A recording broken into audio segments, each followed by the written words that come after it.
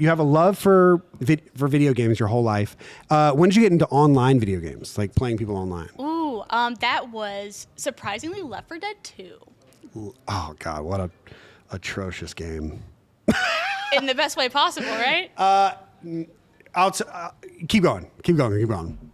Here's the thing. Okay, Blake and George and I never had a PC. Okay. So we grew up only playing Call of Duty. That's literally all we played. Okay. And Halo a little bit. Mm-hmm. So one day I want to get Blake and George a PC. This is before TST even started. And I was like, dude, I just want to get you guys PCs so we can play like H1Z1 together. Or Islands of Nine was out at the time.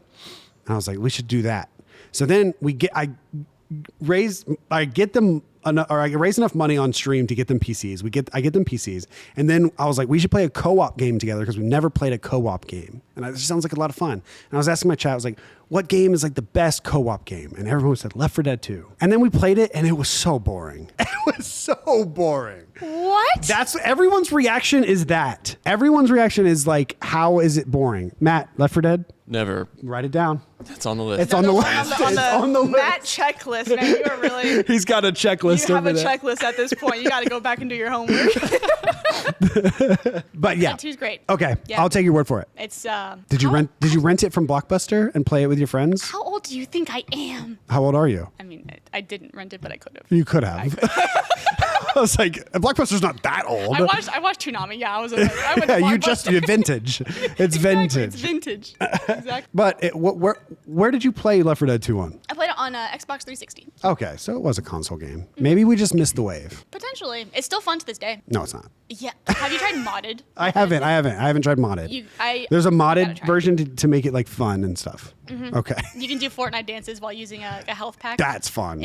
There's a lot of really fun stuff that you can do. I just now started delving into that world, and it's a hoot. I'm crying, laughing the entire time. Yeah, that's how Blake, George, and I have been playing Lethal Company lately. Oh, I saw the live stream. Oh, that shit's fun. Oh yeah, the little bugs, It's so everything. fun. Yep. Oh, as a horror fan, you probably like that game. Did you play it? I haven't played it yet. It's on my list of things to do, but right now I'm just kind of getting back to the swing of things with COD and content creation before I jump into a new game. So I want to. That makes sense. So Left 4 Dead, and this is what year are you? This is 8th grade. 8th grade. Ninth grade. Because I got my 360 in 9th grade. Yeah. And then Call of Duty after that? Call of Duty, I got Modern Warfare 2 for Christmas as well, but I spent a long time playing and replaying campaign and Spec Ops and everything before I went online. Oh, really? Mm-hmm. I think after Modern Warfare 2, I never played a campaign again. You're a campaign lover. I love campaign. How did you like this campaign?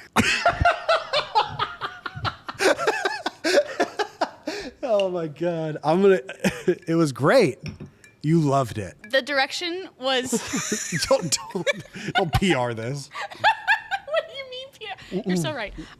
It was a campaign. It was a campaign. I once again, I'd love to see the roadmap, respectfully. The roadmap, full of crashes. It's one of those things where when we went to COD Next, I saw somebody who works for a Call of Duty developer, and they said, hey, love your content. You're doing a great job. I'm like, thank you so much. That's awesome. And they said, by the way, saw what you said about our game. And I was like, oh my God. Wait, really? Mm-hmm. Did you say something good? No. It wasn't bad. No one's ever said that to us. If they said that to us, it would not be good. Really? I think Matt does this thing where he puts it on the schedule, or it puts topics on the Optic podcast, and on every one he puts trash Call of Duty. In so many words. Many words, yeah. So is that the segment that takes up the most time? A lot of times, yeah. We're talking about that or the Scuff House, like most episodes. That's funny. But yeah, so no one's ever said, but it's because you're positivity and happiness. So when you say something not positive and happiness, it holds more weight. I think it stands out a bit more. We're bitter over here. We're bitter. So it's just nothing for us. Yeah, so that has to did that suck? I wouldn't say it sucked. I think it was a very friendly reminder and reality check that what you say stays online, and that's... I bet you I could guess who said that to you. Okay, I bet you I could guess. I'd be interested if you could. Yeah. It was my first time meeting this person. I can hear their voice. Really? Saying it, yeah. I'm so curious if you know who it is now. They were very nice. Very, very, very... Yeah. No, I mean, all the devs, and especially the people we meet at COD Next, are always extremely nice. I mean, awesome. It's an insane event. COD Next is crazy. It is. I was talking about it. I was talking to Repulse about it. I think something wonderful that Call of Duty should do eventually, in a few years, it would be a dream is like some sort of Call of Duty con, like Yeah. Call of Duty weekend dedicated to Call of Duty. Yeah. And that should be when Champs is. And that should be when World Series of Warzone is. And that should be when the COD Mobile Championship is. And the release of the new game. Like, and when I was saying it, I was like, it feels so far-fetched to even say that. Because you'd have to have a whole Warzone setup. Everyone, you know. And then you'd have to have a Call of Duty setup. And then I was like, but they do COD Next already. Yeah. How many of us go to that? I think the first one was 200 plus. I don't know how much the second one was, but it's to be able to wrangle all those gamers and have those PCs and everything. My PC had issues the first COD Next. I had a new PC and I was set up within 2 minutes. That's insane. Yeah. It's truly impressive. Whoever they hire for that, like. Yeah.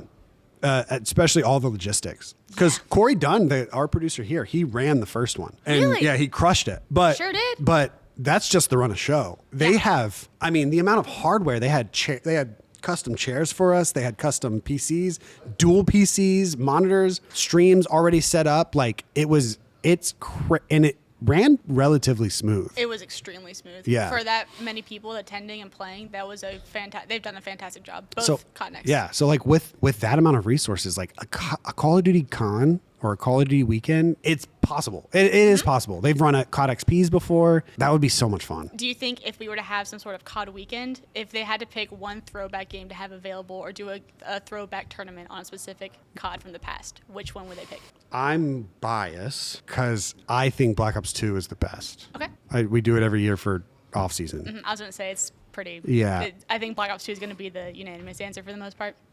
But this year, actually, I don't know if I want to. Yeah, actually, fuck it. I'll talk about it.